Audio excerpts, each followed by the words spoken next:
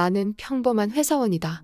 어느 날 말도 안 되는 오해를 받아서 상상하기도 싫은 험한 일을 당한 적이 있는데 오늘 인터넷 뉴스를 보다가 비슷한 사건의 기사를 보게 되었고 문득 예전 기억이 떠올라서 한번 적어보려고 한다. 그날의 나는 평소와 똑같이 퇴근을 하고 살고 있던 아파트 1층에 도착해서 엘리베이터 버튼을 눌렀다. 엘리베이터가 도착해서 문이 열렸는데 그 안에는 몇 명의 성인 남자가 타고 있었고 그 중에 한 사람이 갑자기 나를 보면서 소리를 질렀다. 이 스토커. 남자들은 우르르 엘리베이터에서 내리는 동시에 나의 양팔을 세게 붙잡았다. 나는 처음 보는 남자들에게 둘러싸였고 너무 황당한 상황에 놀라고 있는데 갑자기 나의 얼굴로 주먹이 날아오기 시작했다. 지금까지 살면서 뺨도 맞아본 적이 없었는데 얼굴을 주먹으로 맞는 충격은 단순히 아픈 정도가 아니었다. 만화처럼 눈앞이 번쩍하고 번개가 치고 머리가 핑핑 돌았다. 나는 바닥에 쓰러져서 일어나지 못했고 입안에서는 기분 나쁜 비릿한 피맛이 진하게 느껴졌다. 그리고 코아래가 차갑다고 생각했는데 코피가 철철 흐르고 있었다. 나는 도대체 무슨 일이 일어난 건지 상황 파악이 전혀 되지 않았고 머릿속에는 공포와 혼란으로 가득했다. 그 상태로 시간이 얼마나 지났을까? 나는 축 늘어진 상태로 경찰에게 일으켜 세워지고 있었다. 그리고 처음에 나한테 달려들었던 남자가 경찰에게 이야기하는 소리가 들렸다. 이 재수 없는 여자가 지금까지 나를 계속 스토킹했다고요?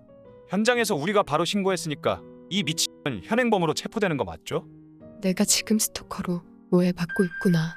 그제서야 나는 왜 이런 일이 일어났는지 확실하게 알게 되었다. 나는 스토커가 아닙니다. 이건 오해라고요. 나는 피투성이가 된 얼굴로 오열하면서 말했다. 나는 저 남자를 평소에 본 기억도 전혀 없었고 오해를 받아서 무차별적인 폭행을 당했다는 사실에 패닉 상태였다. 게다가 체포당할지도 모른다는 이야기를 듣게 되자 무서워서 견딜 수가 없었다. 뭐라고? 스토커가 아니라고? 매일 나만 따라다녔잖아. 어디서 오리발이야? 저는 스토킹 한 적 없어요. 나는 울면서 억울하다고 호소했고 남자는 그런 나를 계속 스토커라고 주장을 했다. 옆에서 지켜보던 경찰이 남자에게 자세한 경위를 설명하라고 했다. 제가 집에 돌아오는 시간에 항상 이 여자가 나타나서 같이 엘리베이터를 탑니다. 어쩌다 한두 번이면 이해를 하겠는데 거의 매일이라고요. 너무 이상하지 않습니까? 나는 평범한 회사원으로 오후 6시에 퇴근하면 거의 바로 집으로 오는 스타일이었다. 매주 일요일에 대형마트에 가서 일주일치 식료품을 한꺼번에 구입하기 때문에 퇴근길에 마트를 들르는 일도 거의 없었고 퇴근 후에는 따로 약속을 잡는 일도 없었기 때문에 나는 거의 항상 같은 시간에 엘리베이터를 탔다. 내가 스토커라고 주장하는 남자는 대학생이었다. 거의 매일 마지막 수업이 오후 5시 50분에 끝나고 아파트와 학교가 가까웠기 때문에 걸어서 집에 오면 오후 6시가 조금 넘는다고 했다. 그리고 매일 같은 시간에 내가 나타났고 나를 아파트에 불법 침입한 스토커라고 확신했다고 한다. 그래서 학교 친구들에게 상담을 한 후에 나를 경찰에 신고할 계획을 세웠고 바로 오늘 실행에 옮겼다는 것이다. 나는 남자와 같은 대학교의 졸업생이다. 대학 시절부터 지금 아파트에 살고 있었고 졸업 후에 일부러 집 근처에 있는 회사에 취업할 정도로 이 동네를 좋아했다. 나는 얼굴에 극심한 통증을 견디면서 경찰분께 내가 스토커가 아닌 이유를 설명했다. 지금 회사 동료가 야근 중입니다. 회사에 연락해서 저의 퇴근 시간을 확인해 주세요.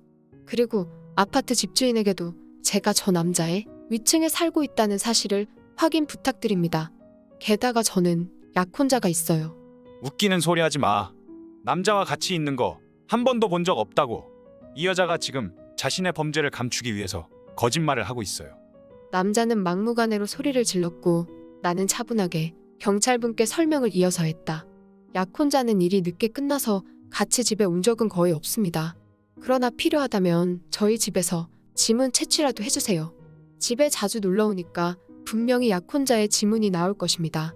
경찰은 바로 회사 동료와 집주인 그리고 약혼자에게 연락해서 증언을 확보해 주셨다. 남자는 상황이 자신에게 불리하게 돌아가자 마지막 발악을 하기 시작했다. 지금 연락받은 사람들 다 저 여자와 미리 말 맞춘 거예요. 저 여자가 진짜 위험한 스토커라니까요? 지금 거짓말하는 거라고요. 경찰은 약혼자를 통해서 나의 결혼식이 한 달 후에 있다는 사실도 알게 되었고 모든 증언과 상황을 종합적으로 판단해서 나의 무죄가 입증되었다고 이야기를 해주셨다. 나와 남자는 순식간에 피해자와 가해자로 입장이 뒤바뀌게 되었다. 남자에게 신고를 받고 현장에 출동했던 경찰분은 바닥에 쓰러져 있는 나를 보고 깜짝 놀라셨다고 했다. 아무리 스토커라고 해도 신고자는 물리적인 피해가 없어 보였는데 건장한 남자 4명이서 여자 1명을 너무 많이 때리셨더라고요. 그래서 나의 무죄가 밝혀졌을 때 그 자리에 있던 경찰분들은 남자들을 차가운 시선으로 바라보면서 확실한 증거도 없이 다짜고짜 사람을 폭행한 것은 결과적으로 학생들이 폭행죄로 범죄자가 되는 것입니다. 때리기 전에 경찰에 신고부터 하는 게 순서가 맞습니다. 라고 강한 어조로 말을 했고 남자들은 얼굴이 새파랗게 질려 있었다.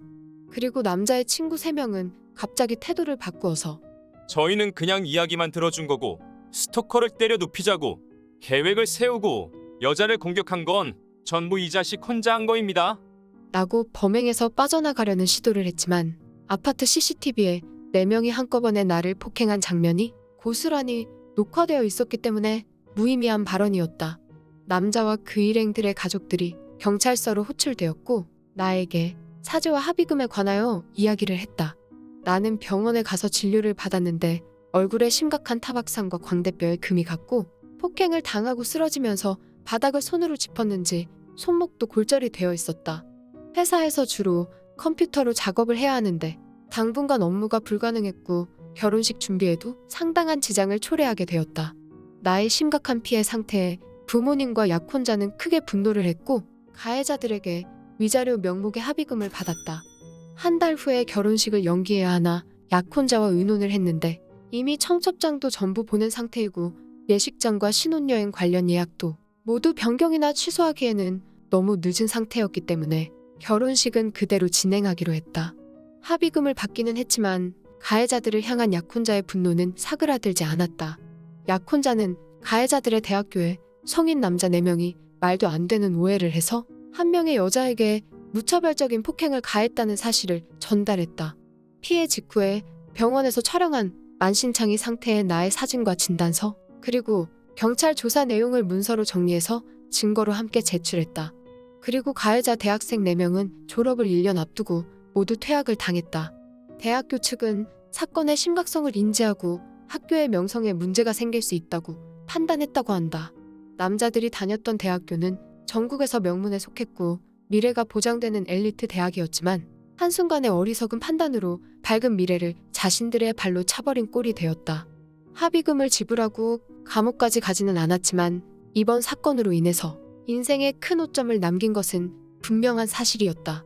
그리고 내가 폭행당하고 있던 당시에 근처에 있던 아파트 주민이 핸드폰으로 동영상을 찍어서 인터넷의 지역 커뮤니티 사이트에 올린 사실을 나중에 알게 되었다. 그 주민은 사건의 자세한 내막을 모르고 내가 스토커라는 내용의 글과 영상을 올렸는데 나의 지인들이 이 사실을 알고 적극적으로 사건의 진실을 해명을 해주었다. 그 이후에 오히려 남자들의 잘못된 오해로 발생한 사건이라는 사실이 큰 파장을 일으켜서 온라인상에서도 남자들에 대한 비난이 대대적으로 일어나게 되었다. 나는 한동안 손목 골절로 인해서 생활에 불편함을 겪어야 했고 얼굴에 붓기와 통증에 괴로운 나날을 보내야만 했다.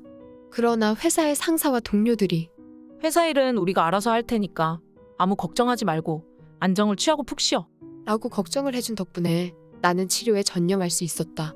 그리고 예상보다 빨리 몸 컨디션이 좋아져서 결혼식을 무사히 잘 마칠 수 있었다. 결혼하고 나서 사건이 일어났던 아파트를 떠나서 다른 곳으로 이사를 했고 지금은 심리적으로도 많이 안정을 되찾았다. 그러나 여전히 자다가 악몽을 꾸기도 하고 다시는 겪고 싶지 않은 끔찍한 경험이었다고 지금도 생각을 한다. 마지막까지 시청해주셔서 고맙습니다. 다음 사연도 많은 관심 부탁드립니다.